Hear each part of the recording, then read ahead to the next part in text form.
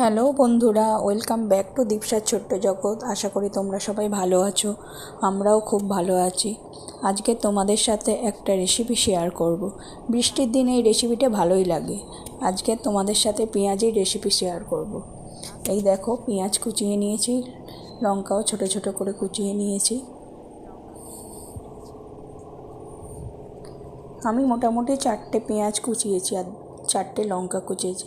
এবার তোমরা যদি ঝাল বেশি খেতে চাও লঙ্কা বেশি নেবে। এরপর দেখো, বাটিতে পেঁয়াজ লঙ্কার সাথে নুন দিয়ে দিলাম, সামান্য পরিমাণ হলুদ দিয়ে দিলাম। হলুদ দিলে রঙটা ভালো আসে। এরপর দেখো, কাশ্মীরি লঙ্কার গুঁড়ো দিলাম। আমি সানরাইজের কাশ্মীরি লঙ্কার গুঁড়ো ব্যবহার করেছি, তোমরা অন্য কোম্পানিরও ব্যবহার করতে পারো।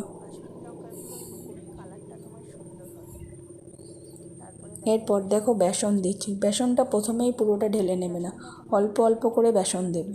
তারপর প্রয়োজন মতো লাগলে আবার বেসন দেবে। দেখো, বেসন অল্প অল্প করে দিচ্ছি। এরপরে পেঁয়াজের সাথে বেসনটা ভালো করে মেখে নিতে হবে। প্রথমেই জল দেবে না, কারণ পেঁয়াজ থেকেও একটা রস বেরোয়। তাই বেসনের সাথে আগে ভালো করে পেঁয়াজ কাঁচা লঙ্কাগুলো মাখিয়ে নেবে, তারপরে প্রয়োজন মতো জল দেবে। দেখো, আমি বেসনটাকে পেঁয়াজের সাথে ভালো করে মাখাচ্ছি। বৃষ্টির দিনে এইসব খেতে তো আমার খুবই ভালো লাগে, পেঁয়াজি চপ বলো।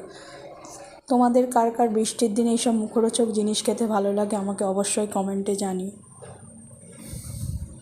দেখো, ওই বাটিটা একটু ছোট হয়ে গেছিলো বলে এই বড় পাত্রে আবার ঢেলে নিলাম জিনিসগুলোকে। এরপর আবার বেসন দিচ্ছি। ছোট বাটিটায় মাখাতে একটু অসুবিধে হচ্ছিল, তাই বড় বাটিতে ভালো করে মাখালাম।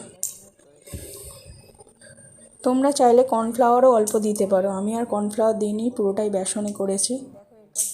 এই দেখো, জল দিয়ে এরপর মাখিয়ে নিলাম।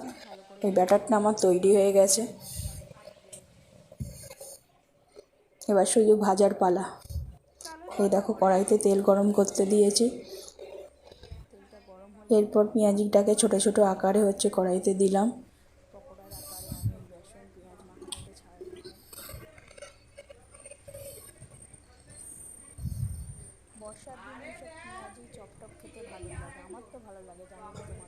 এরপর লালচে লালচে করে একটু ভেজে নেব।